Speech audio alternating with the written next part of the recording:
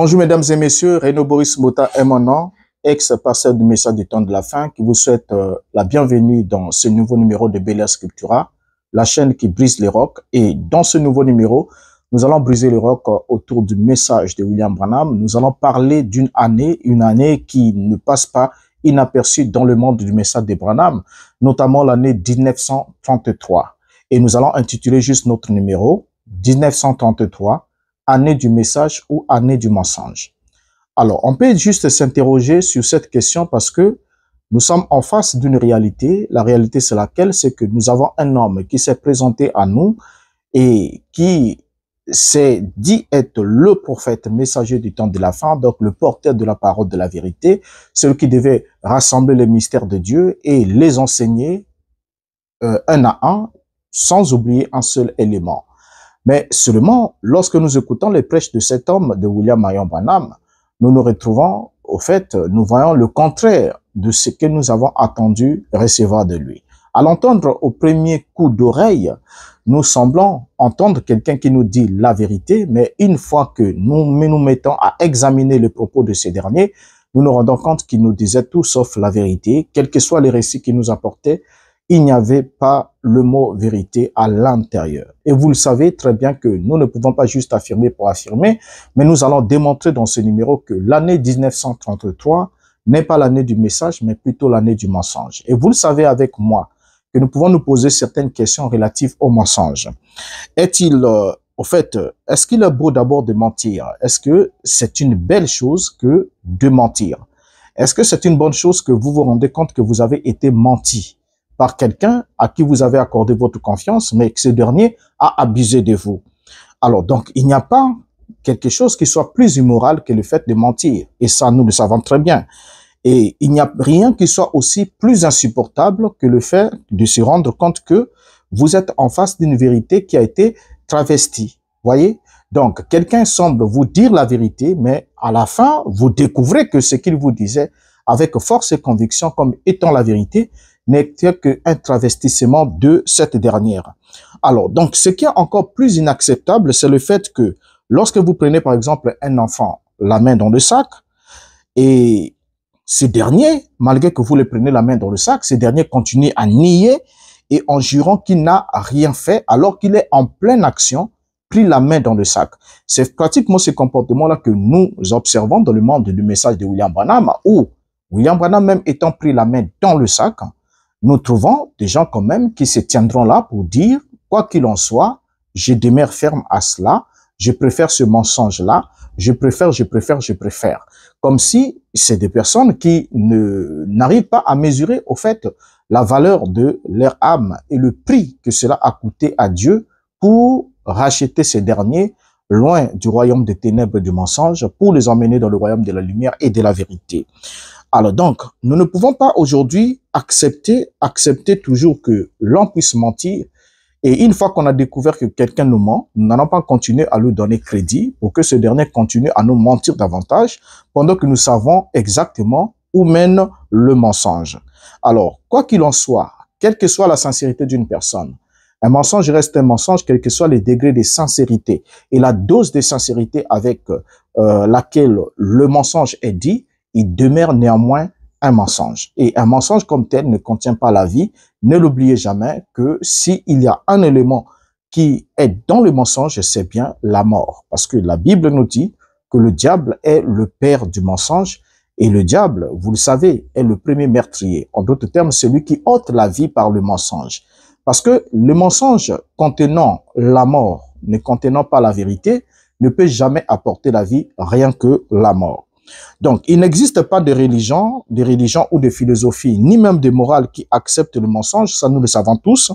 Et dans toutes les civilisations connues, l'acte qui consiste à mentir est condamné, vilipendé, voué aux gémonies. Et en plus de ça, nous allons nous rendre compte effectivement que William Marion Branham n'a pas semblé pouvoir se départir de cette vilaine manie qui consiste à nous dire des mensonges. Et nous n'allons pas juste parler, nous allons l'interpeller en ce qui concerne l'année 1933, qui était une année qui, dans le message de William Branham, est l'année du message, mais pour le regard averti et le regard sérieux, le regard conscient et sensé, c'est l'année du mensonge de Branham. Alors, prenons pour commencer un élément important ici. En définissant d'abord ce que c'est le mensonge, et juste à titre de rappel, parce que nous savons tous ce que c'est le mensonge, mais juste à titre de rappel, puisque nous en parlons, il faudra que nous rappelons juste cette définition-là, parce que c'est des petites notions quelquefois qui peuvent nous échapper quelquefois. Le mensonge est défini comme étant le fait de produire un faux discours en sachant qu'il n'est pas vrai. Donc, lorsque j'ai produit un faux discours, un discours dont j'ai la conscience que ce discours n'est pas vrai, c'est-à-dire qu'il n'est pas conforme à la réalité, je suis là en train de mentir. C'est ça le mensonge. Vous voyez? Alors, donc, c'est tromper quelqu'un intentionnellement et en parfaite conscience, tout en sachant que on sait exactement ce qu'on est en train de faire. Et c'est ça le mensonge. Alors, prenons une question d'abord ici. Pour commencer, il y a eu un oubli de taille. Pour ceux qui ne le savent pas, nous étions là en 1950. Gordon Lindsay, qui était l'un des proches collaborateurs de William Marion Branham, que voici, voilà. Ici, vous avez Gordon Lindsay. Oh, Gordon Lindsay avait, en février 1950, Gordon Lindsay, qui était le rédacteur en chef du magazine Voice of Healing, écrivit un livre intitulé William Branham, un homme envoyé de Dieu. Et dans ce livre, l'auteur a étalé une chronologie des événements ayant marqué la vie de William Branham et son ministère jusqu'en février 1950. Et ce qui est très curieux dans ce livre est que les 7 visions de grande importance qu'il aurait reçues en 1933 n'ont pas été mentionnées dans cette biographie. C'est très curieux, n'est-ce pas? Alors que les 7 visions de plus grande importance que William Branham aurait reçues en 1933 n'ont pas été rapportées dans cette biographie écrite par Gordon Lindsay du vivant de William Branham. Vous voyez? Et en plus de ça, on va se rendre compte que le fait d'avoir oublié les 7 visions n'est pas quelque chose d'anodin, voilà, c'est pas anodin, non, mais au fait, la seule raison est que Branham n'avait pas encore inventé l'histoire de cette vision. Or, l'histoire qu'il inventa à partir de 1955. Car la première fois que William Branham commence à parler de cette vision de façon alignée, nous sommes là au-delà de 1950. Donc, Branham n'ayant pas encore inventé cette histoire dans ses récits imaginaires, dans sa fiction, c'est ce qui explique que l'histoire de cette vision ne figure pas dans ce document, cette biographie écrite par Gordon Lindsay, qui relate les événements qui ont tapissé la vie de William Branham de sa naissance jusqu'en 1950. Vous voyez? Alors, donc, c'est ce qui justifie ainsi l'absence de ces 7 visions. Et non seulement les 7 visions, vous pouvez regarder, il y a aussi l'absence de la commission, la prétendue commission de la rivière d'Ohio en juin 1933. Donc, c'est des événements qui, en quelque sorte, devaient constituer le socle même du message de William Branham. Ces 2 événements sont absolument absents, totalement absents dans le document écrit par Gordon Lindsay, du vivant de William Branham, et nous sommes là en février 1950. Alors donc déjà là, on doit se rendre compte que nous ne devons pas laisser déjà avec ce genre de détails, ne devez pas laisser que ces profiteurs du message de William Branham continuent à narguer votre intelligence. Votre intelligence. 1933 est l'année d'ordination de Branham.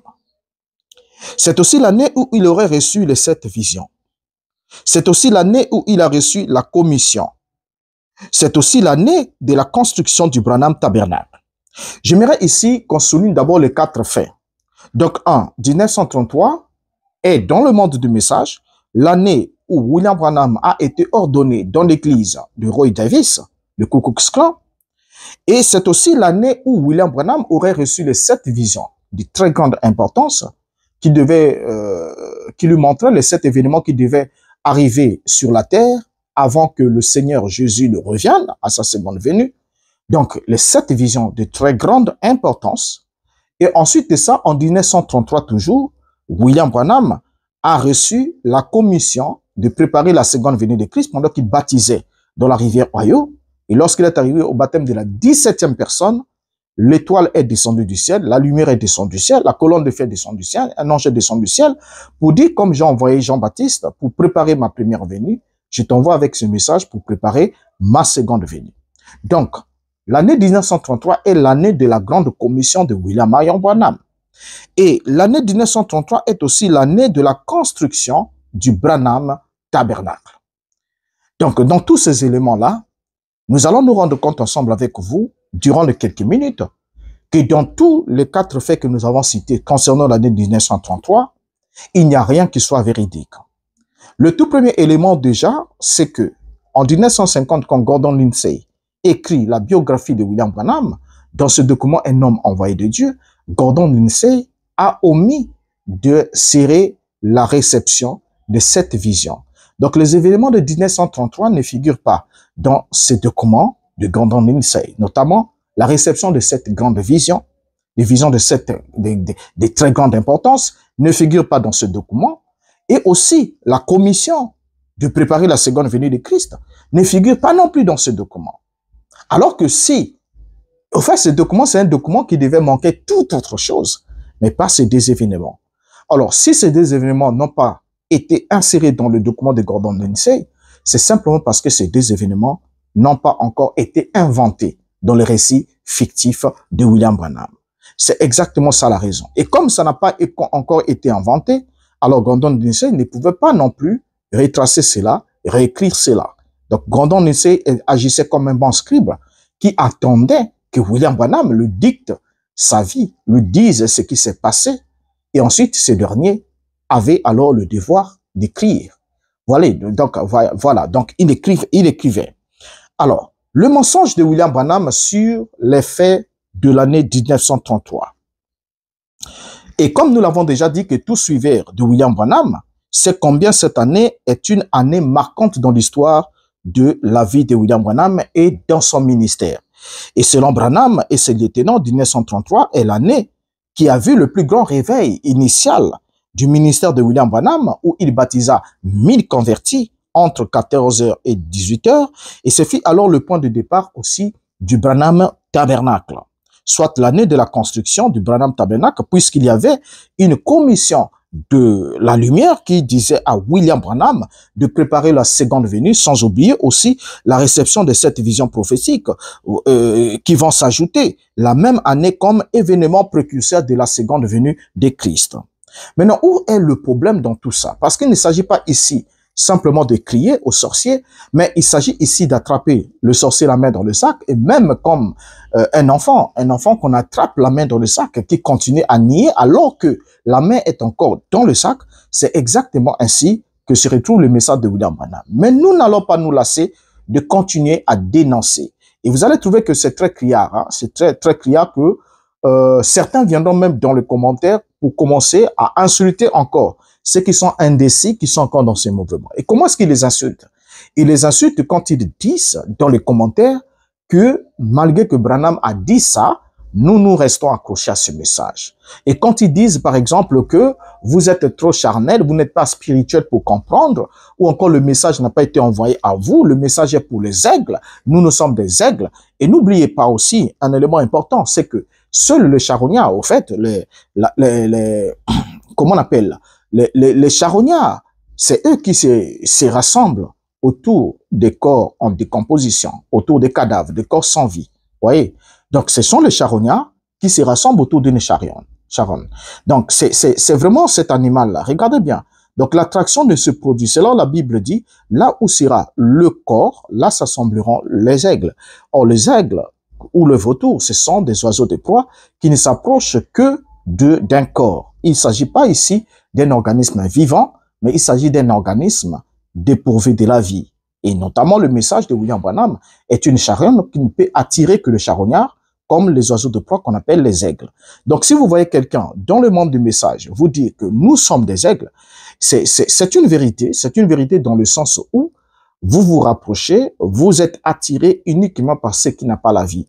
Ce qui a la vie vous dérange, ce qui a la vie vous effraie, ce qui a la vie vous éloigne. Et vous vous opposez à la vérité qui contient la vie, mais vous aimez le mensonge qui contient la mort. Parce que c'est de ça que vit votre identité spirituelle ou encore l'égrégore qui vous tient captif de ce dit message du temps de la fin, c'est un égrégore qui ne se nourrit que de substances qui n'a pas de vie, c'est-à-dire qui ne contient que la mort. Parce que si c'était le Saint-Esprit, c'est l'esprit de la vérité. Et souvenez-vous ensemble avec moi que Anani et Saphira ont été foudroyés, ont été tués. Ils sont morts du coup sous la puissance du Saint-Esprit. Pourquoi? Parce qu'ils ont dit un mensonge. Voilà. Donc, quand ils ont dit un mensonge, en lieu et place de la vérité, l'Esprit Saint étant l'Esprit de la vérité, la mort avait fait son travail. Vous voyez? Donc, c'est pour autant dire que là où il y a le Saint-Esprit, il n'y a pas le mensonge. L'esprit de vérité n'est pas l'esprit de mensonge comme tel. Alors, évoluons avec William Branham. Lorsque nous prenons notre année 1933, vous allez comprendre que l'année 1933 est l'année du mensonge de Branham et non l'année du message de Branham. Alors, selon Branham, cette année est celle où il a été ordonné au ministère dans l'église missionnaire baptiste par le Ku Klux Klan, Roy et Davis. Disons un mot sur cette question. Vous savez, il arrive quelquefois que beaucoup de personnes, ne voulant pas dire ouvertement la vérité concernant William Branham, que ce soit ceux qui sont dans le message, comme ceux qui sont dans le mouvement dit évangélique ou du réveil, certains disent que William Branham était un serviteur de Dieu qui avait bien commencé, que Dieu utilisait puissamment, mais ensuite qui s'est dérouté de la voie de Dieu, et ensuite Dieu l'a frappé. Je ne crois pas que ce soit la vérité. Vous savez, il y a un principe qui dit dans la vie, tout ce qui commence mal, se termine mal. William Branham n'a pas commencé ses premiers pas de la bonne manière. William Branham a commencé ce premier pas évangélique dans l'église d'un Ku Klux Klan.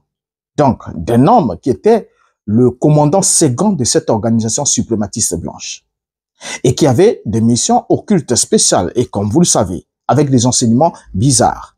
Alors, cette organisation, cette église qu'il avait conçue n'était rien qu'une organisation religieuse, comme beaucoup d'autres organisations religieuses qui ont été mises en place par ces sociétés secrètes, dans le but de continuer à recruter. C'est pas pour rien que Roy et Davis pouvaient affirmer que 90%, plus de 90% des membres de sa congrégation sont soit des orphilos, soit des francs-maçons.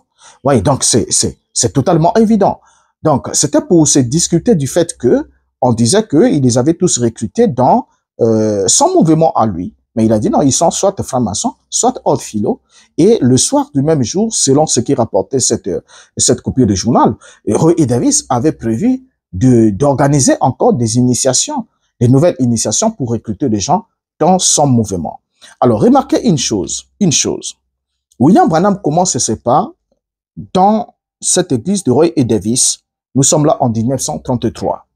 Et c'est aussi la même année que William Branham affirme avoir tenu un grand réveil en juin 1933. Retenons bien ces faits. En juin 1933, et c'est la même année où William Branham reçoit la commission de préparer la seconde venue de Christ. C'est aussi, toujours en 1933, que William Branham affirme avoir dédicacé le Branham Tabernacle qui venait de commencer, alors que ce dernier n'avait pas encore commencé la construction ou n'avait pas encore commencé le Branham Tabernacle ou encore le tabernacle pentecôtiste de Branham, puisque c'était ça le vrai nom, une fois avant que l'église de Roy et Davis ait brûlé. Or, l'église de Roy et Davis a brûlé en 1935. Donc, aussi longtemps que l'église de Roy et Davis n'avait pas brûlé, William Branham ne pouvait pas commencer le Branham Tabernacle. Vous voyez déjà? Alors, donc là, il y a tout un tas de choses. Commençons, interpellons alors William Branham, puisque nous allons être avec lui, c'est lui-même qui nous parlera, qui nous dira tout ce que nous voulons savoir au sujet de l'année 1933. Est-ce l'année du message ou l'année du mensonge? Dans la prédication, un procès prêché le 27 avril 64, le paragraphe 62, Branham nous dit ce qui suit. Et ce qui arriva, ce fut un bruit qui vint dans cet arbre, semblable à celui d'un vent qui tournoie, comme un tourbillon. Alors je me suis levé et j'ai regardé en arrière. Et souvenez-vous que je suis à la barre pour témoigner. Une voix parla à partir de là, disant, Ne fume jamais, ne bois jamais, ne suis jamais ton corps. Tu auras un travail à faire quand tu seras plus grand. Cela me fit une peur bleue et je poursuivis mon chemin. Des événements commencèrent à se produire. Des événements ont commencé à être prophétisés et à se produire. Et maintenant, lorsque j'étais alors un petit garçon de 7 ans environ, et puis environ 17 ans après cela, je devins un ministre, un prédicateur baptiste de l'église missionnaire baptiste. Le docteur Roy E. Davis m'ordonna comme un pasteur local, me donnant alors le droit légal de marier, d'enterrer, de baptiser et tout. Bien, en regardant cette citation de William Branham, Branham nous affirme ici qu'il avait une expérience à l'âge de 7 ans. La voix lui aurait dit, ne bois pas, ne fume pas, ne suis pas ton corps d'une quelconque manière, car tu auras un travail à faire quand tu seras plus âgé. Et Branham dit, c'est à partir de là que les visions ont commencé à apparaître, les choses ont commencé à être prophétisées, et les choses s'accomplissaient. C'est Branham. Vous voyez? Or, Branham nous rappelle aussi ici, parce que dans cette prédication, un procès, Branham simule un procès, et Branham ici parle en qualité d'un témoin de son propre ministère, rapportant ce qui s'est passé dans son ministère, son appel, sa vocation et sa mission. Et Branham dit être devenu prédicateur dans l'église missionnaire baptiste 17 ans après son expérience de la 7e année de sa vie, où il lui fut interdit de boire, ainsi de suite. Or, lorsque nous considérons l'année 1909 comme étant l'année de naissance de William Branham, bien qu'il a beaucoup d'années de naissance, vous le savez très bien, on l'avait déjà démontré dans un numéro, lorsque nous considérons 1909 et que nous ajoutons 7 ans, l'âge de l'expérience, l'âge où il a eu l'expérience, et nous ajoutons aussi 17 ans après, cela nous emmène effectivement en l'an 1933. Donc effectivement, 17 ans après, après la 7e année de sa vie, après l'âge de 7 ans où il avait reçu la commission de ne pas fumer, de ne pas boire, William Branham se trouvait alors en 1933. C'est cette année-là où William Branham fut ordonné prédicateur dans l'église de Roy E. Davis. Branham va alors nous ajouter une chose. Dans la prédication sentinelle qu'on dit titre de la nuit, prêché le 22 juillet 60, paragraphe 21, il dit: je peux me souvenir du 16 août 1933 à 14 heures. Je vais dire, le 16 juin à 14 heures, je venais d'être ordonné ministre de l'église baptiste missionnaire et je tenais mon premier réveil auquel assistaient 3000 personnes et quelques. Et alors, cet après-midi-là, j'ai baptisé 500 convertis sur la rive de la rivière, au bas de la rive Spring, à Jeffersonville, dans l'Indiana, où je vivais. Et le photographe du journal était là, ainsi que beaucoup de croyants de l'église. Il y avait environ 7 ou 8 000 personnes sur la rive. Bien, on peut se poser déjà une question. Pourquoi Branham ne pouvait-il pas s'empêcher de mentir? Pourquoi? Regardez bien. Dans cette citation, Branham dit qu'il peut se souvenir que, en date du 16 juin, à 14 heures, Branham était en train de baptiser. Il dit qu'il venait d'être ordonné ministre de l'église baptiste missionnaire. Là, déjà, il y a un mensonge parce que Roy E. Davis, l'église de Roy E. Davis n'était pas l'église baptiste missionnaire, mais c'était la première église pentecôtiste baptiste, une œuvre créée par Roy E. Davis lui-même, qui n'avait rien à voir avec l'église baptiste missionnaire, mais c'était une église pentecôtiste. Mais ici, Branham ment, conscient qu'il est en train de mentir, il taxe cette église d'être l'église baptiste missionnaire. Et ensuite, Branham dit, je tenais mon premier réveil auquel assistaient 3000 personnes et quelques. Et alors, cet après-midi-là, je baptisais 500 convertis sur la rive de la rivière, en bas de la rive Springs à Jeffersonville, dans l'Indiana, où je vivais. Regardez le mensonge. Nous sommes là à 14 heures. Branham est en train de baptiser, et Branham dit qu'il baptisait 500 convertis. N'est-ce pas? On retient cela, on souligne ça. Il baptisait 500 convertis. Alors, dans la prédication, un procès prêché le 12 avril 1964 Paragraphe 146. Branham ajoute, je me souviens quand j'étais un petit garçon, vous avez lu l'histoire de ma vie et vous connaissez l'histoire. Je me souviens sur les fleuves là-bas, lorsque j'étais un jeune prédicateur baptiste et que je baptisais là, il y avait environ 10 000 personnes sur la rive.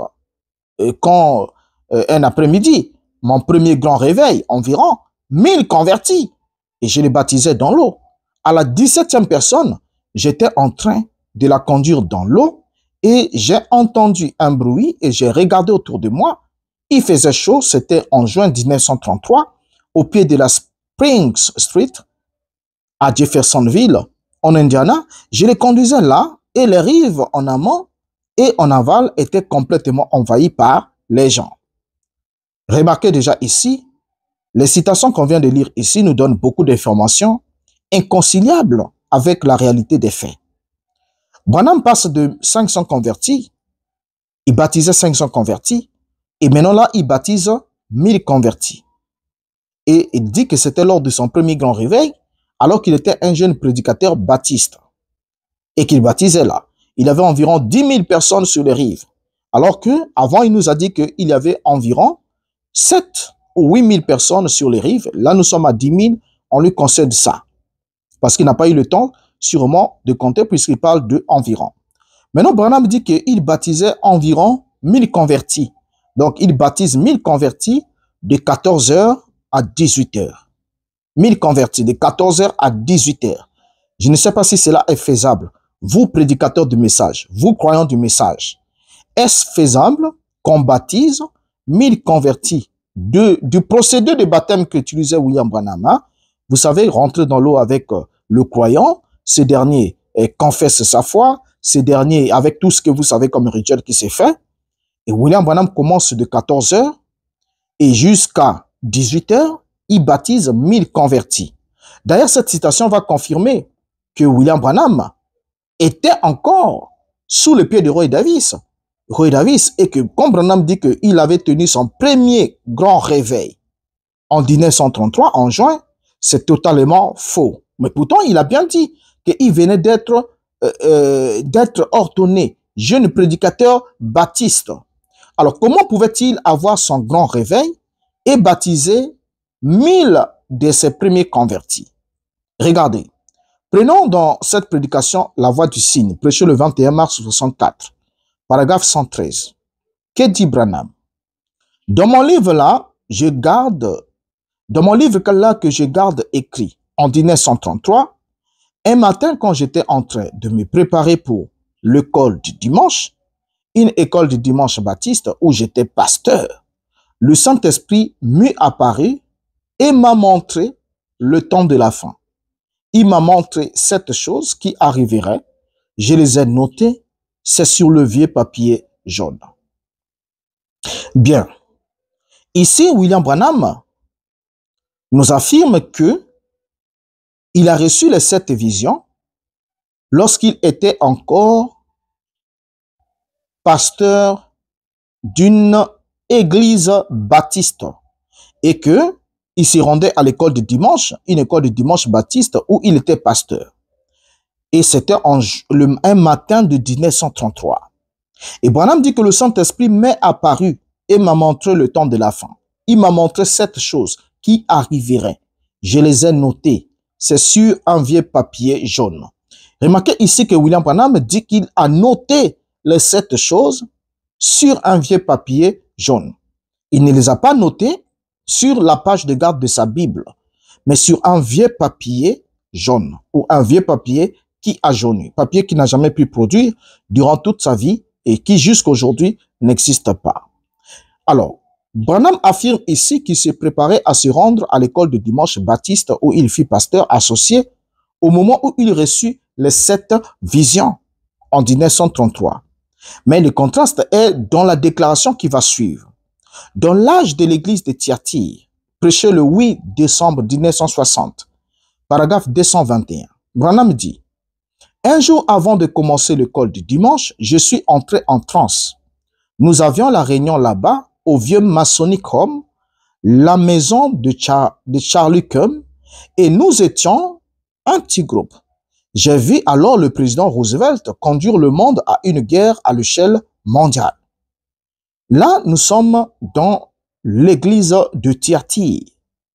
Donc, Branham ici affirme que lorsqu'il, avant de commencer le col de dimanche, Branham dit qu'il est entré en transe. Et à quel moment cela s'est fait? Branham dit, nous avions la réunion là-bas au vieux Masonic Home, la maison de Charles Cumb, et nous étions un petit groupe. J'ai vu alors le président Roosevelt conduire le monde à une guerre à l'échelle mondiale. Savez-vous que cette vision du président Roosevelt conduisant le monde à une seconde guerre mondiale est une vision qui a été retirée parmi les 7. Et que en 1965, lorsqu'ils ont fait la mise à jour de l'exposé, ayant compris que, au fait, je ne sais pas ce qui s'est passé dans la tête de William Branham, parce que nous sommes quand même en 1960, il ne pouvait pas quand même rater ce type de prophétie après coup. Il ne pouvait pas rater cela, parce que c'est Hitler qui a conduit le monde dans la Seconde Guerre mondiale. Voilà. Maintenant, ici, Branham dit que Dieu lui avait montré, parmi les 7 visions, que le président Roosevelt conduirait le monde à une guerre à l'échelle mondiale. Et ce qui va être mis à jour en 1965 pour parler alors d'Hitler, puisque nous savons tous que c'est Hitler qui a conduit le monde dans la Seconde Guerre mondiale. Ce qui est encore bizarre dans cette déclaration de William Branham, c'est que Branham avait eu ses visions dans le temple des francs-maçons. Ou encore, est-ce qu'il avait eu ses visions dans le temple des francs-maçons, comme il est dit ici, ou lorsqu'il était encore baptiste pentecôtiste sur Roy Davis? Parce que c'est la même école de dimanche. Dans la première déclaration, Branham me dit que en 1933, un matin, quand j'étais en train de me préparer pour l'école de dimanche, une école de dimanche baptiste où j'étais pasteur, le Saint-Esprit m'est apparu et m'a montré le temps de la fin. Il m'a montré 7 choses qui arriveraient. Je les ai notées. C'est sur un vieux papier jaune. Mais malheureusement, dans l'âge de Thyatire, il dit, un jour avant de commencer l'école de dimanche, je suis entré en transe. Nous avions la réunion là-bas au vieux Masonic Home, la maison de Charles Cumb. Et nous étions un petit groupe. J'ai vu alors le président Roosevelt conduire le monde à une guerre à l'échelle mondiale. En effet, Branham avait commencé ses propres réunions dans le Masonic Hall après l'incendie de cette église de Roy et Davis et après avoir épousé Hope en 1934 et non en 1933 comme il le dit ici. Remarquez bien ici. Donc déjà ici, le fait que nous ayons 2 déclarations contradictoires rapportant le même événement, donc on va se rendre compte d'une chose. Branham est en train de mentir. Si Branham n'est pas en train de mentir, alors vous ne savez pas ce que c'est la vérité. Parce que William Branham ne peut pas recevoir le 7 visions pendant qu'il est d'abord pasteur associé sur Roy et Davis et en même temps recevoir le 7 visions lorsqu'il a commencé à tenir de réunions dans le Masonic Hall. Après que l'église de Roy et Davis est brûlée. Donc, ici, on voit bien que, en plus de ça, l'autre élément qui atteste qu'il y a eu mensonge dans cette affaire, c'est le fait que Branham ait noté les 7 visions dans un papier qui a jauni ou qui est jaune. Ça dépend de version. Un papier qui a jauni ou qui est jaune. Mais seulement, parmi les 7 visions, il y a une qui est une fausseté aberrante et insultante, gravissime. C'est de déclarer que Roosevelt conduirait le monde à la Seconde Guerre mondiale. Alors que nous savons que la Seconde Guerre mondiale ayant éclaté en l'an 1939, les États-Unis ne sont entrés officiellement dans la guerre qu'en 1941, après le bombardement de leur flotte par les Japonais sur le Pacifique. Vous voyez, donc, déjà Branham, ayant pris connaissance qu'il avait faussé complètement, donc dans les 7 visions qui lui ont été données ce matin-là de juin 1933, quand il était soit pasteur de l'église baptiste, soit pasteur de son petit groupe dans les loges, dans les réunions qu'il tenait dans les loges des francs-maçons, alors on se rend bien compte déjà que il y a du faux dans cette affaire. Vous voyez, il y a du faux. Branham va lui-même admettre qu'il n'avait pas encore d'église lorsque il avait reçu la vision de 1933.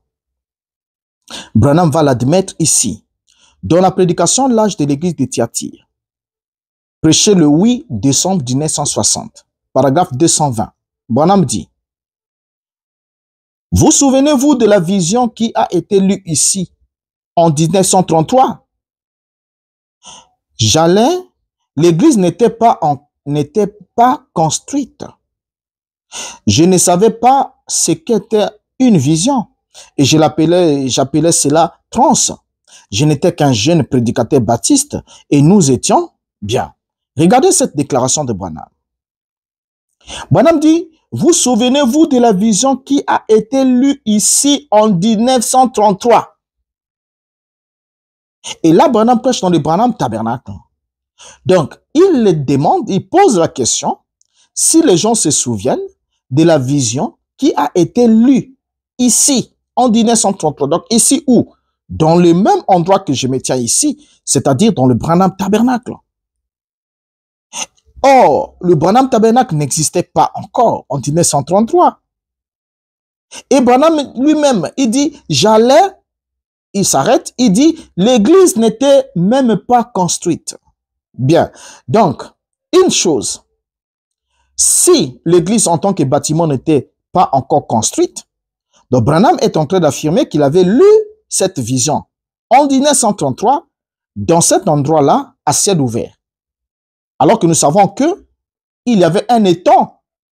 Voilà, il y avait un étang à cet endroit-là et que ce n'était pas possible qu'ils tiennent des réunions à cet endroit-là à ciel ouvert. C'est un endroit qui a été aménagé, d'où il y a eu même déviation de la route. Il nous l'explique pourquoi il y a eu la déviation de la route, c'était pour éviter cet étang et qu'ils ont aménagé cet endroit qui n'avait pas de valeur, ainsi de suite. Ils ont fait des efforts pour rembler et faire tout le reste pour que ça puisse devenir le lieu où ils ont placé le Branham Tabernacle.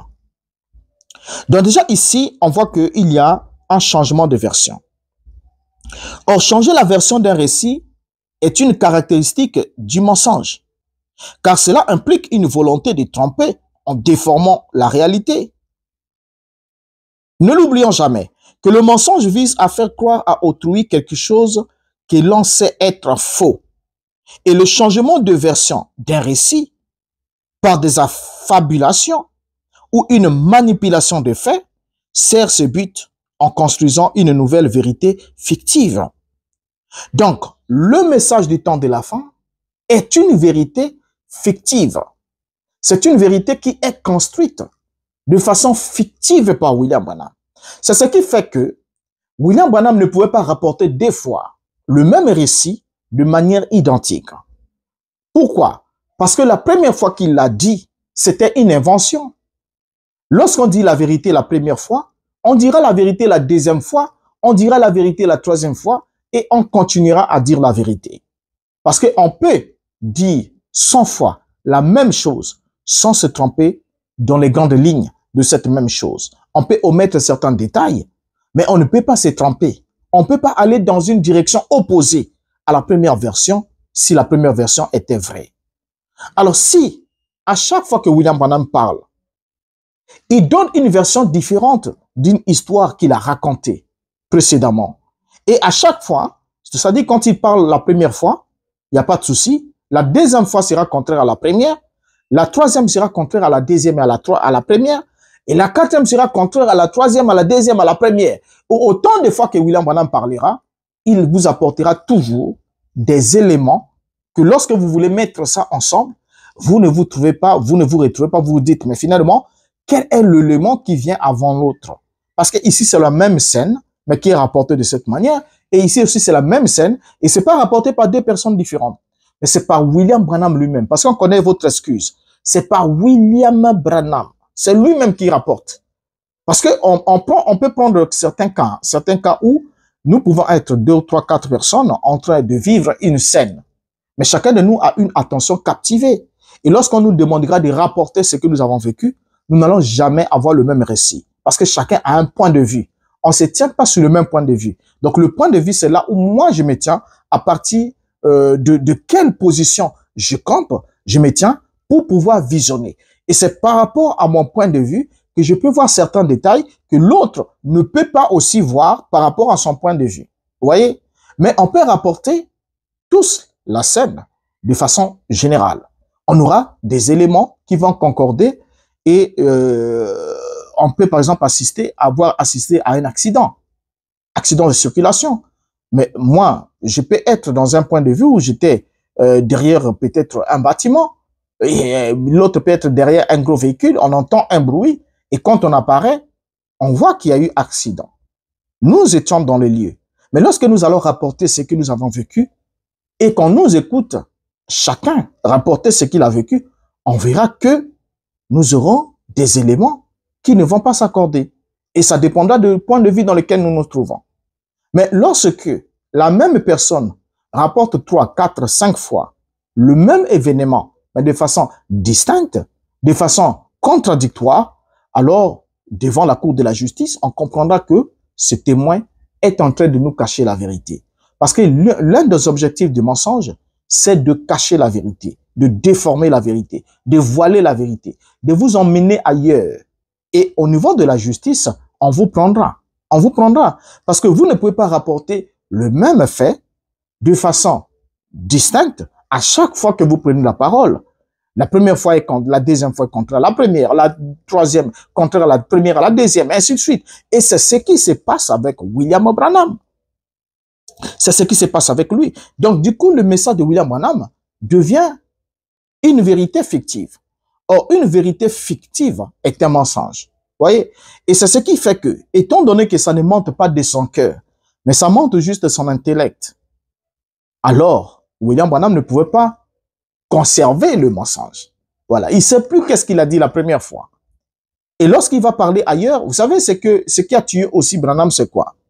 C'est le fait que, en prêchant dans chaque ville, dans plusieurs États des États-Unis et dans beaucoup d'autres endroits, William Branham ne savait pas qu'un jour, nous allons avoir l'ensemble de ces sermons.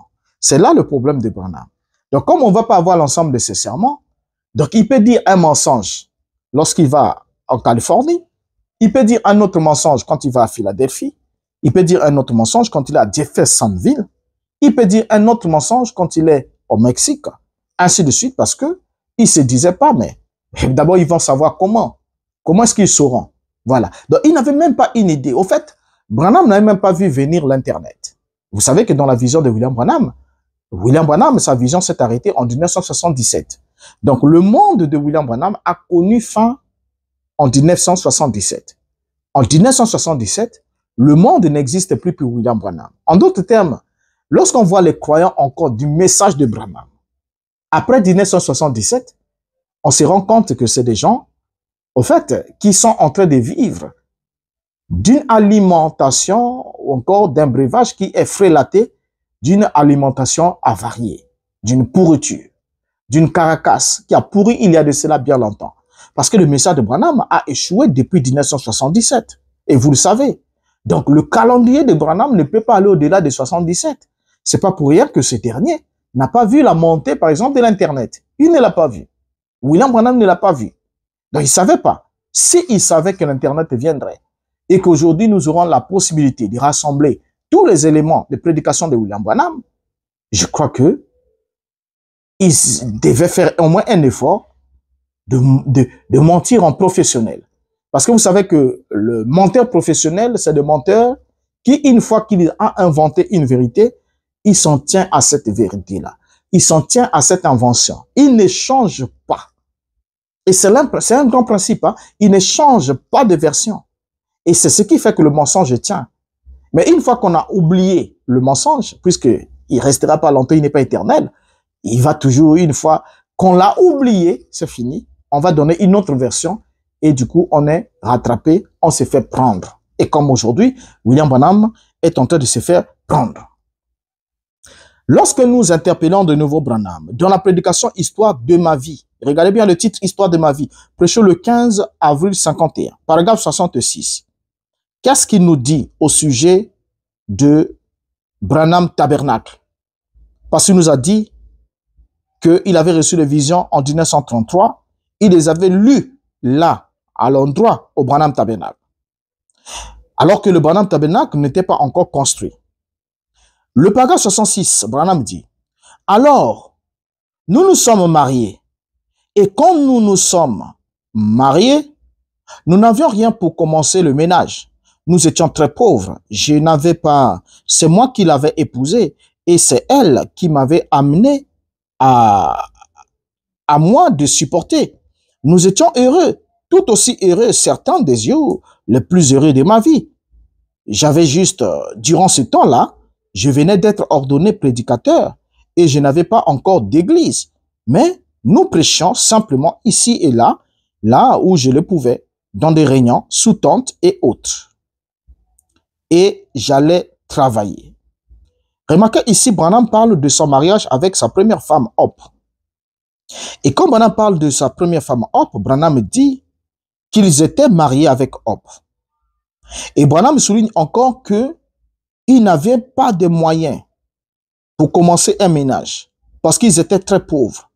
Et Branham nous souligne que c'est lui qui avait épousé cette femme, Hope. Et Branham dit que c'était des jours tout aussi heureux, des jours les plus heureux de sa vie. Et ce qui intéresse ici, c'est quoi? C'est le fait que Branham nous affirme qu'il était marié déjà à Hope. Mais il nous dit, je venais d'être ordonné prédicateur. Quand est-ce qu'il a été ordonné prédicateur? En 1933. Et Branham dit, je venais d'être ordonné prédicateur, je n'avais pas encore d'église. Donc là, pendant que ils étaient déjà mariés avec Hope, Branham dit qu'il n'avait pas encore d'église, alors qu'il était déjà marié avec Hope. Retenez bien cela. Il n'avait pas encore d'église, donc le Branham Tabernacle n'était pas encore construit, n'existait pas encore. Branham dit, je venais d'être ordonné prédicateur, je n'avais pas encore d'église, mais nous prêchons simplement ici et là, là où je le pouvais, dans des réunions sous tente et autres. Alors, la question qu'on peut se poser, c'est déjà en 1933, si Branham affirme que lorsqu'ils étaient mariés avec Hope, il était pauvre, il n'avait pas de moyens, et Branham précise que je n'avais pas encore d'église. Alors, cela sous-entend quoi? Cela sous-entend que le Branham Tabernacle ne pouvait pas être construit avant que Branham ait épousé Hope. C'est clair. Ça ne pouvait pas être construit avant que Branham ait épousé Hope. Donc ici, Branham a déjà épousé Hope. Et après avoir épousé Hope, Branham a commencé à traverser des temps difficiles. C'est ce qu'il nous rapporte. Et Branham précise la raison. Il dit, je n'avais pas d'église. Je prêchais ça et là et j'allais travailler. Qu'est-ce qu'il va alors nous dire par la suite? Parce que ici, la question, quand a été construit le Branham Tabernacle? Parce que 1933, c'est l'année de cette vision. Nous avons déjà compris que c'est faux. C'est l'année où il a reçu la grande commission de préparer la seconde venue de Christ. Nous avons déjà compris que c'est faux. Parce que Gordon Lindsay a parlé des événements de la vie de William Branham, n'a pas cité ces événements-là. Et en plus de ça, Branham dit que lorsqu'il était marié avec sa femme, le Branham Tabernacle n'était pas encore construit. Dans le Branham Tabernacle, si il faut chercher la date de la construction du Branham Tabernacle, c'est au-delà du mariage avec Hope, sa femme. C'est après le mariage, pas avant. Or, en 1933, Hope n'était pas encore l'épouse de William Branham. Hope n'était pas mariée à William Branham. Mais l'année 33, c'est l'année où William Branham est d'abord ordonné ministre dans l'église baptiste, pentecôtiste baptiste de Roy Davis. Et ensuite, il a été placé comme étant le pasteur associé de cette église où 90% des membres et tous les anciens étaient des francs-maçons. Et c'est là que Hope aussi œuvrait dans cette église. Elle était institutrice. Elle conduisait des séances dans cette église. Elle prêchait même dans cette église. Cette église où William Branham nous a inventé une histoire selon laquelle quand Roy Davis lui a demandé d'ordonner une femme au ministère, il a refusé et Roy l'a chassé. C'est faux. Cette histoire n'existe pas. Branham est resté pasteur associé de l'église de Roy et Davis jusqu'à ce que cette église est brûlée. Donc, quand cette église de Roy brûle, William Branham est le pasteur second de cette église. Et vous allez le découvrir. C'est lui-même qui va nous en parler. Donc, c'est absolument impossible que l'on puisse gober ces faits-là. Et en plus de ça, une des choses, si William Branham ne supportait pas le fameux prédicateur, mais pourquoi était-il dans une congrégation et deuxième pasteur associé de Roy Davis dans une assemblée où les femmes prêchaient, notamment Hope prêchait. Hope prêchait. Et vous vous souvenez que Branham dit dans certaines déclarations, il dit que lorsqu'il a commencé son ministère, il avait un problème de lecture, il ne savait pas bien lire la Bible. Et c'est Hope qui lui lisait la Bible, du haut de la chair. Vous vous souvenez de ça? Or, si Hope lisait la Bible, c'est pas simplement parce que Hope avait plus d'instructions que William Branham, mais c'est parce que Hope était d'abord prédicatrice. C'est une femme qui prêchait dans l'église du Roy Davis. Donc, Branham, en inventant cette affaire que il avait refusé d'ordonner une femme, c'est une histoire totalement inventée. Parce que sa femme prêchait déjà. Celle qui devait devenir sa femme, bien sûr. Donc, c'était pas l'unique. Il y en avait beaucoup qui exerçaient. Donc, si Branham était contre cet environnement, alors, il ne devait pas rester là longtemps. Regardez. Quand alors a été construit le Branham Tabernacle? Je sais que pour certains, cette question peut sembler une question sans importance, hein, vu que cela concerne, au fait, vu que cela concerne la parole, puisque nous parlons pour dénoncer les mensonges, il est important que nous puissions nous pencher aussi sur cette question. Et vous allez comprendre pourquoi. Je sais que William Branham avait affirmé avoir construit son tabernacle en 1933. Nous le savons. Mais l'histoire et les propres affirmations de William Branham vont nous dire le contraire. Branham commence son tabernacle quand? Branham commence d'abord son tabernacle avec le membre de l'église de Roy et Davis. Il ne commence pas son tabernacle avec les gens qu'il a convertis par l'évangélisation. Vous savez, dans le monde du message, j'ai toujours entendu ce débat-là. Ce débat-là dans le monde du message, comme quoi une église commence par l'évangélisation. Oui, une église commence par l'évangélisation. Et ça, c'est souvent des pasteurs qui aiment jeter cela en face des adeptes lorsqu'ils sont conscients qu'ils ont déjà des jeunes ministres, comme on les appelle, de jeunes ministres qui sont en train de percer, qui sont en train de gagner en autorité et en influence dans leur tabernacle.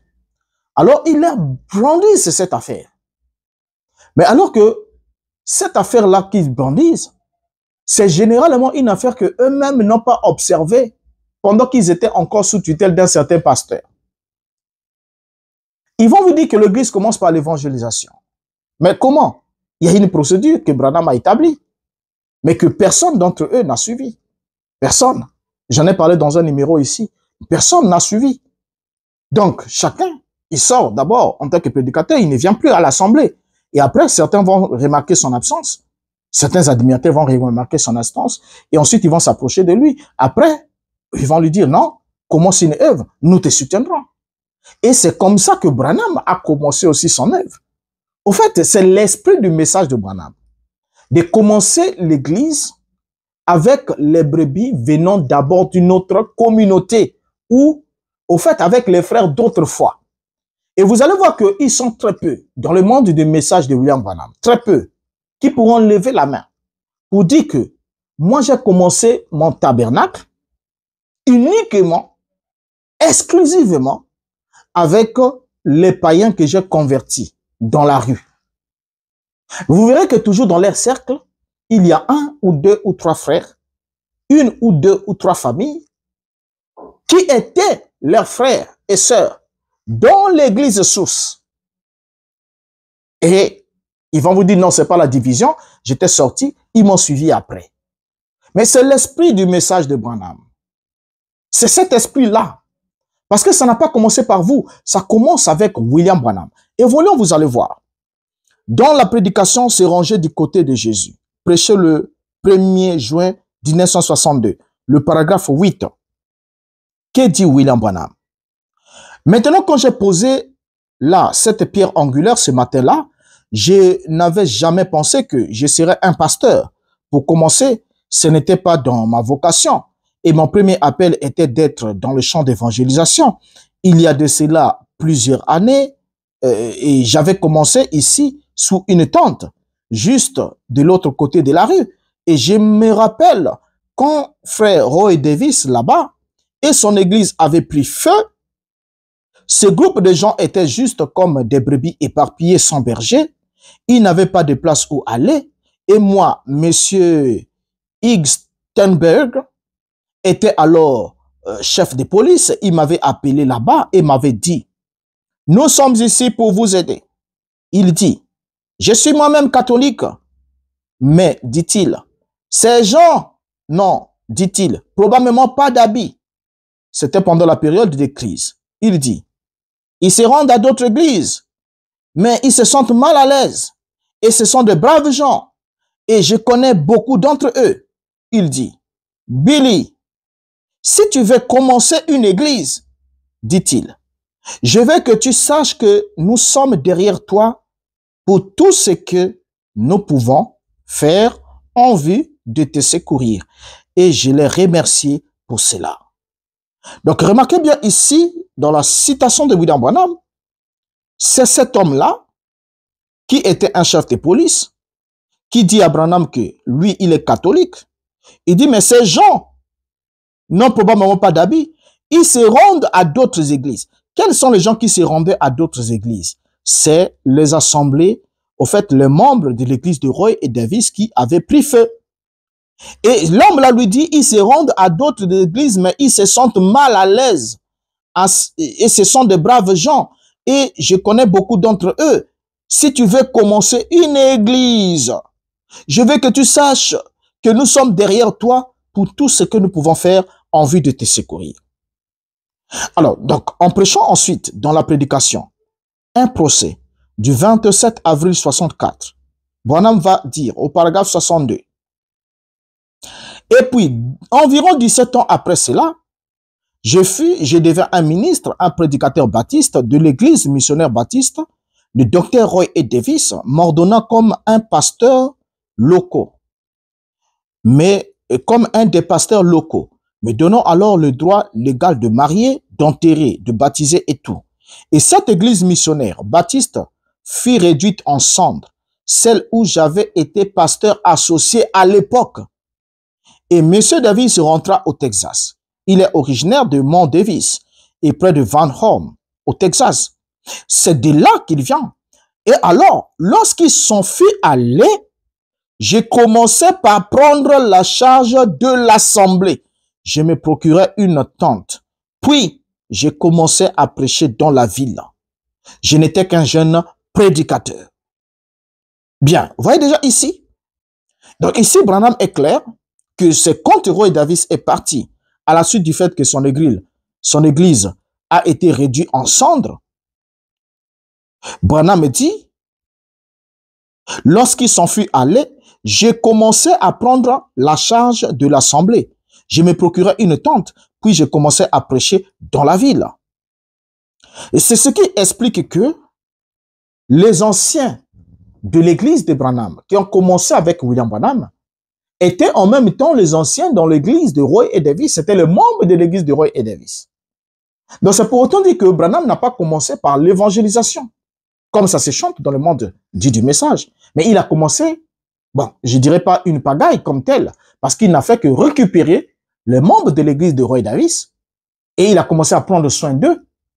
Et c'est avec ces membres-là que Branham a évolué pour arriver au Branham Tabernacle.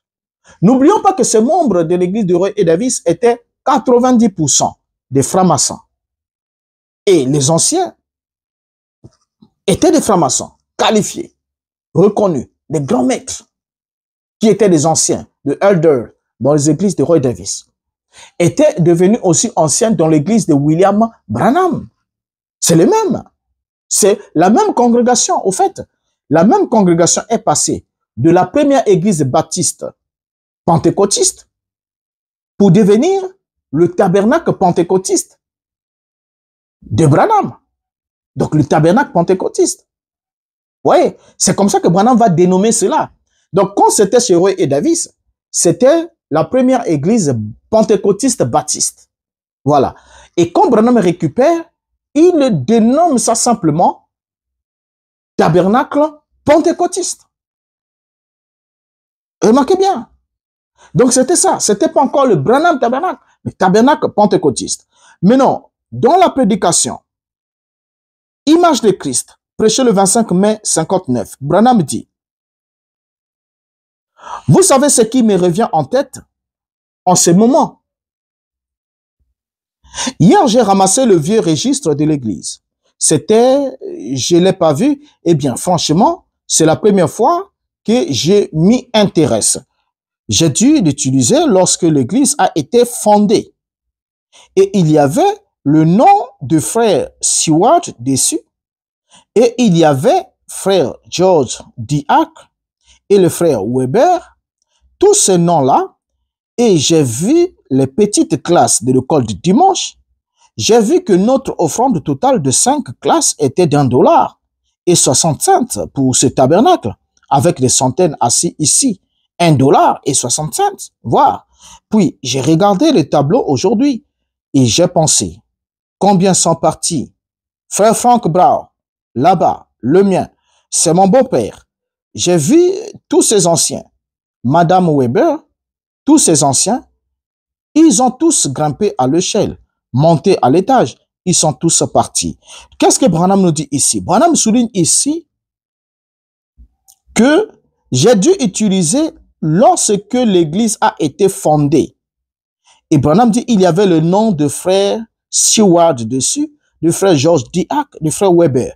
Or, les frères que Branham cite ici sont ses anciens frères dans l'église de Roy et Davis. Bon, en effet, si on revient sur un fait, Branham avait-il commencé ses propres réunions dans le Masonic Hall avant 1934, l'année où il a épousé Hope, ou après 1935, après que l'église de Roy et Davis est brûlée? Or, d'après les recherches minutieuses sur ce dossier, nous avons découvert dans les registres d'administration de Jeffersonville que Roy et Davis et son église sont répertoriés dès 1931 jusqu'en 1934. Nous devons noter que le nom de l'église de Roy et Davis, c'était le Pentecôtiste Baptist Church, donc église pentecôtiste baptiste, et non une église missionnaire baptiste telle que rapportée par William Branham. Et en plus, Roy et Davis lui-même était cité comme étant un pasteur pentecôtiste baptiste et non comme un missionnaire baptiste. Branham, qui détestait le pentecôtisme à cause des Noirs, initiateurs de ce mouvement, fut alors obligé de mentir pour dire c'était une église pentecôtiste, c'était une église missionnaire baptiste, alors que c'était une église pentecôtiste baptiste. Alors, Branham nous a dit qu'il avait baptisé 1000 convertis en juin 1933.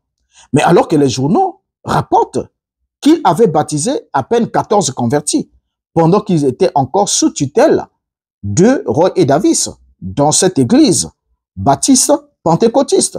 Et ce qui est vrai est que Branham était encore dans l'église pentecôtiste de Roy et Davis et que sa prétendue descente de lumière lors de son service de baptême n'est jamais lieu. Parce que cette prétendue lumière est descendue quand Branham était en train de tenir son premier réveil, son plus grand réveil, qui a débouché à la construction du Branham Tabernacle en l'an 33. Mais alors qu'en l'an 33, William Branham était encore sous le bord de Roy et Davis. C'est même son année d'ordination. Et qu'il n'a jamais baptisé. Il n'y a jamais eu un réveil que Branham a eu à baptiser plus de 500 personnes. Le journal rapporte qu'il y a eu 14 convertis, comme vous avez vu la coupure. Vous voyez, 14 convertis, et William Branham transforme 14 en 1000 convertis. Alors que s'il y avait un événement pareil, ça ne devait pas manquer d'être couvert par les journaux. Puis c'est surtout qui dit que les journalistes étaient là. Et ensuite de ça, cette affaire de la lumière qui descend au-dessus d'un prédicateur baptiste quand il baptise, Branham dit que ça se retrouve dans tous les journaux. Mais quand on lui pose la question, quel est le journal qui a rapporté cela? Branham n'a jamais pu donner des réponses. Est-ce que vous le savez? Il n'a jamais pu donner des réponses. Il est obligé de dire non, ce sont des journaux au Canada, tout ça là. Et on demande aux frères qui sont au Canada, mais comment se fait-il? L'événement se passe aux États-Unis. Les journalistes des États-Unis font la photographie. Mais les journaux sont produits au Canada. Et lorsqu'on demande aussi que c'est du Canada pour se retrouver les journaux qui portent cette mention-là, avec cette image d'une lumière qui descend au-dessus d'un prédicateur baptiste pendant qu'il baptise. Et cet article-là n'a jamais existé dans un journal. Jamais.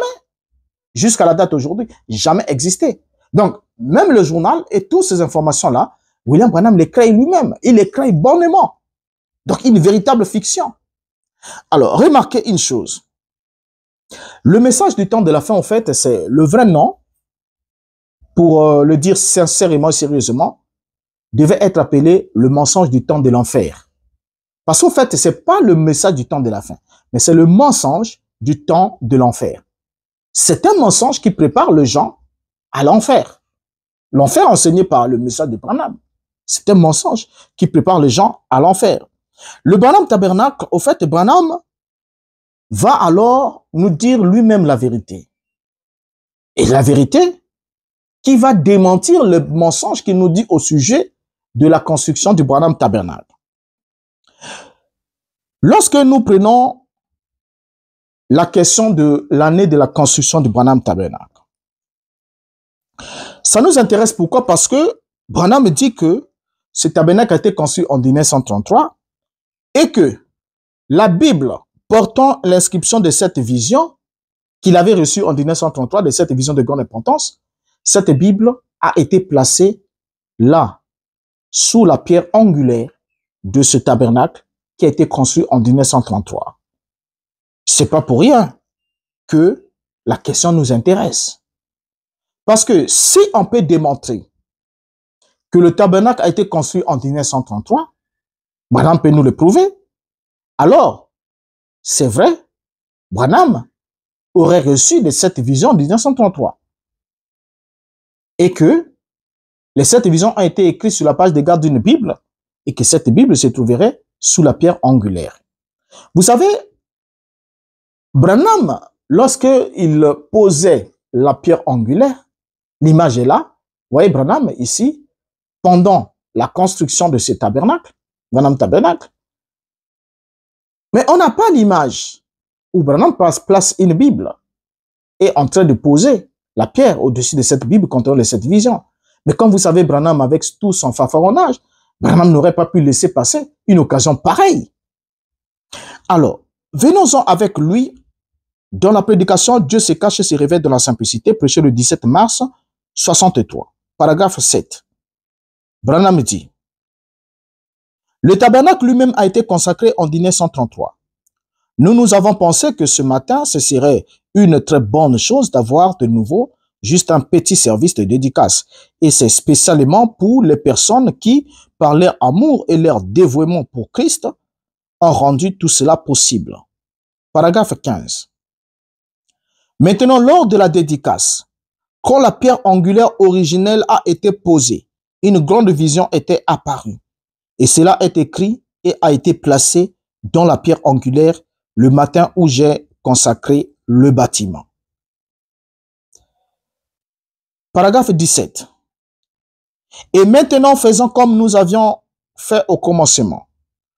Quand nous avons commencé la première dédicace de l'église, je n'étais qu'un jeune homme et j'avais peut-être 21 ou 22 ans quand nous avons posé la pierre angulaire. C'était avant même que je sois marié. Et j'ai toujours désiré voir un lieu vraiment en ordre et appartenant à Dieu pour y adorer Dieu. Et voyez-vous, avec son peuple. Et nous pouvons y arriver, non pas par un beau bâtiment, mais seulement par une vie consacrée. C'est le seul moyen pour nous d'y arriver. J'aimerais qu'on regarde quelque chose ici. Branham dit, quand nous avons posé la pierre angulaire, il avait environ 22 ans. Bon, on lui concède ça parce que si on met 22, il devait avoir, c'était en l'an 31, 1931. Parce que si vous prenez 22 plus 1909, ça nous emmène en 1931. Mais puisqu'il a dit peut-être, on le laisse. Branham dit, quand nous avons posé la pierre angulaire, c'était avant même que je sois marié. Est-ce possible? Branham ici, qui nous a dit plus haut, qu'il venait de se marier, il passait des temps difficiles parce qu'il n'avait pas d'église. Et ici, et un peu plus haut, il nous a dit que l'église n'était pas encore construite. Et ici, Branham dit que lorsqu'il a posé la pierre angulaire, c'était même avant qu'il ne soit marié à sa femme. Bien. Branham a-t-il posé la pierre angulaire du Branham Tabernacle avant de se marier avec Hop ou après de se marier, après s'être marié avec Hop? Dans la prédication, la nourriture spirituelle au temps convenable, prêché le 18 juillet 65, paragraphe 144, Branham dit, et Dieu au ciel le sait, cela se trouve juste là même, dans la pierre angulaire de ce tabernacle depuis 1933. Je l'avais écrit sur une page de la Bible, ça se trouve là même. Relevant les indices donnés par Branham. Premièrement, Branham nous affirme avoir placé la Bible contenant de cette vision dans la pierre angulaire du tabernacle depuis 1933. En deuxième lieu, Branham nous a affirmé que le tabernacle était construit et dédicacé en 1933. En troisième lieu, Branham nous affirme qu'il n'était pas encore marié quand il posait la pierre angulaire du Branham tabernacle. Or, tous ceux qui ont déjà visité le Branham tabernacle au cours de ces dernières années ont effectivement pu constater ces marqueurs sur le côté du bâtiment, indiquant que le bâtiment a été consacré en 1933. Voilà l'image. Or, tout au long de son ministère, William Branham déclare qu'il a posé la pierre angulaire du tabernacle vers mars 1933. Était-ce possible qu'il ait posé la pierre angulaire en 1933? Remarquez que Branham indique qu'il était le pasteur adjoint de l'église de Roy et Davis lorsque cette église a brûlé. Et la citation que nous allons lire ici vont témoigner exactement que William Branham va nous affirmer encore qu'il n'a jamais commencé son église avant d'épouser Hop en 1934. Or, bien que la date officielle du mariage entre Branham et Hop Obumbak soit le 22 juin 1934, avant que l'église de Roy ait brûlé, parce que tous les deux étaient les membres de l'église de Roy et Davis, mais Branham affirme qu'il s'est marié après la mort de son père. C'est ça qui vient encore bousculer les calculs. Donc, Branham a construit le Branham Tabernacle dans certaines versions avant d'avoir épousé Hop. Branham construit le Branham Tabernacle après avoir épousé Hop. Et Branham va ici nous affirmer par la suite qu'il a épousé Hop après la mort de son père Charles Branham. Or, Charlie Branham est mort en novembre 1936.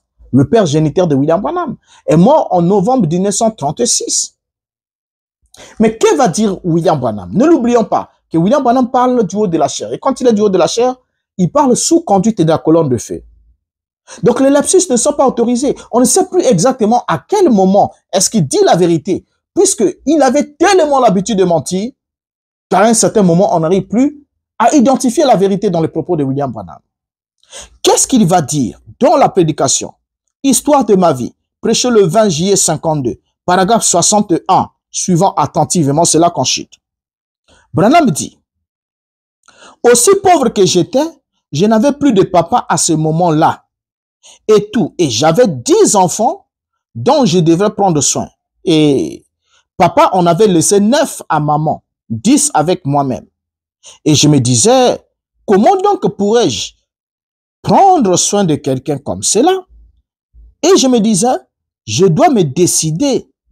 Je dois lui demander, l'épouser, soit je dois la laisser aller et qu'un bon jeune homme la prenne et qu'elle aille avec lui et qu'il l'épouse et lui offre un bon foyer et tout. Et elle sera heureuse. Remarquez ici, William Branham est en train de parler de Hope. Et William Branham dit que il était pauvre et il n'avait plus de papa à ce moment-là. Donc son père était déjà mort. Lorsque Branham voit que il avait la charge de ses 10 petits, donc c'était de ses 9 frères et plus lui-même 10, et avec sa maman, Branham se dit que je ne pourrais pas prendre soin de quelqu'un comme cela à cause de la charge, puisque papa n'est plus. Et Branham se dit, je dois me décider soit de lui demander, soit de l'épouser, soit je dois la laisser aller et qu'un bon jeune homme la prenne et qu'elle aille avec lui et qu'il épouse et lui offre un bon foyer et tout. Et elle sera heureuse. Donc Branham ici, pendant qu'il parle, Branham précise que son père n'était plus en vie. Or, son père est mort en 1936. Donc si, jusqu'en 1936, l'histoire qui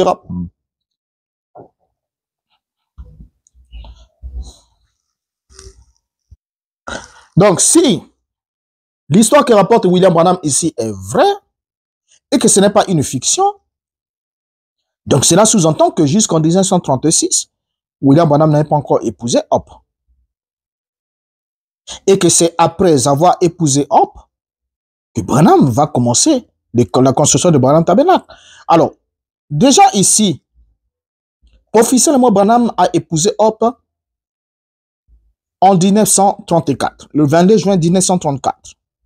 Mais selon ses propres prédications, prêchées sous l'inspiration, Branham nous informe que son père n'était plus en vie quand il voulait désister de ne pas épouser Hope et de la laisser aller afin qu'un autre jeune homme la prenne en charge, puisque lui, il avait trop de charges. Il se demandait s'il pouvait vraiment prendre soin de Hope. Là, nous sommes en 1936, son père est décédé. Donc, Branham ne refusait de s'engager à épouser Hope suite à la charge que son père lui aurait laissée. Or, son père est décédé le 30 novembre 1936. Qu'est-ce qu'on peut comprendre? On comprend simplement que c'était une fiction de plus. L'histoire de ma vie de William Branham, quand vous lisez chaque version de cette histoire de sa vie, vous allez vous rendre compte que William Branham peignait un personnage de scène qui devait attirer de la pitié. Au fait, l'objectif, c'était ça. C'est comme ça que quand vous lisez cette histoire, comment il s'est marié, comment il a écrit des lettres, comment il était timide, comment. Ne boit pas, ne fume pas. Toutes ces histoires-là, William Branham le faisait juste en qualité de bon manipulateur pour attirer de la pitié de la part des gens, montrant comment la femme était morte tragiquement, comment il a tout fait pour ramener cette femme, comment cette femme est revenue vers lui pour lui dire les pentecôtistes sont des vrais, promets-moi que tu ne prêcheras que ce message, et que ainsi de suite. Toutes ces histoires-là que Branham raconte, ce n'était qu'une fiction, loin de la réalité. Et c'est ce qui fait que, à force de mentir, on ne sait plus à quel moment William Branham dit la vérité. Parce que si c'est maintenant de votre devoir à vous de rechercher la vérité et de consommer, de mettre à côté les mensonges, je vous en assure, mon cher frère, sœur, vous n'allez jamais vous en sortir. Parce que le message est plus faux qu'il n'est vrai. Et vous pouvez l'observer dans le comportement même des prédicateurs, dans le comportement des croyants, dans leur orgueil, dans leur haine. Ils parlent de l'amour, mais ils ne vivent pas l'amour. Il y a plein de choses qui sont là-dedans et que vous êtes conscient de cela. Avec la théorie des Branham se battent derrière la maison. Ça veut dire que si nous avons des problèmes entre nous, on doit les régler loin des regards des passants. Voilà. S'il y a des bagarres, tout ça là, on doit le faire là-bas. Mais aujourd'hui, ce n'est pas le cas. Les Branham se battent du haut des chairs et se battent sur Internet. Nous les observons. Comment ils s'échangent des punch, des pitch, des box. Donc, chacun, dès qu'il entend l'autre, il dit, bah, il va me sentir. Et quand il monte du haut de sa chair, il a des fans, des atalakou qui sont, les fans qui sont là, ils commencent à jeter des trucs. Et ses fans sont en train de jubiler, de se réjouir. Et c'est quelle sémence? Rien à voir avec l'église. Rien à voir avec le salut. On raconte des blabla, des choses qui ne peuvent pas édifier quelqu'un, mais c'est raconté sous la belle du message. Et on dira ensuite aux gens, où iriez-vous en dehors de ce message? Donc, comprenons que, pour terminer, que ce n'est pas propre pour un prédicateur de mentir. Enfin, un prédicateur ne devait pas mentir dans son serment, car mentir est contraire d'abord au principe de la foi chrétienne. La foi chrétienne qui prône la vérité et dénonce le faux témoignage. Et de plus, l'hypocrisie en plus, où un prédicateur enseigne la parole de Dieu sans vivre lui-même ce qu'il enseigne. C'est une forme de manque de moralité. Et 1 Thessaloniciens chapitre 2, le verset 3 nous dit, car notre prédication ne repose ni sur l'erreur, ni sur les motifs impurs, ni sur la fraude. Et Apocalypse 21, verset 27 dit ce qui suit. Il n'entrera chez elle rien de souillé, ni personne qui se livre à l'abomination et au mensonge. Il n'entrera que ceux qui sont écrits dans le livre de vie de l'agneau. Et quel est le comportement de ceux qui sont écrits dans le livre de vie de l'agneau? La Bible nous montre le contraire. Dans Apocalypse 22, verset 15, dehors les chiens, les enchanteurs, les impudiques, les meurtriers, les idolâtres et quiconque aime et pratique le mensonge. Chers frères et sœurs, Branham aimait le mensonge. Mais vous pratiquez le mensonge. Vous l'aimez et le pratiquez. Parce que le message que vous vivez, vous semblez vivre, que vous suivez et confessez, n'est rien d'autre que le mensonge. Donc, aimer le message, c'est aimer le mensonge. Pratiquer le message, c'est pratiquer le mensonge. Et vous êtes prévenus, hein, c'est pas moi qui l'ai dit, c'est pas moi, c'est la Bible. Aussi longtemps que vous êtes conscient que Branham ne vous a étalé que de mensonges. Et si vous aimez ce mensonge et vivez ce mensonge, vous savez ce qui vous attend. Voilà ce que j'avais à vous dire. Je vous dis au revoir et qu'au reste, le Seigneur vous enseigne et vous parle. Merci.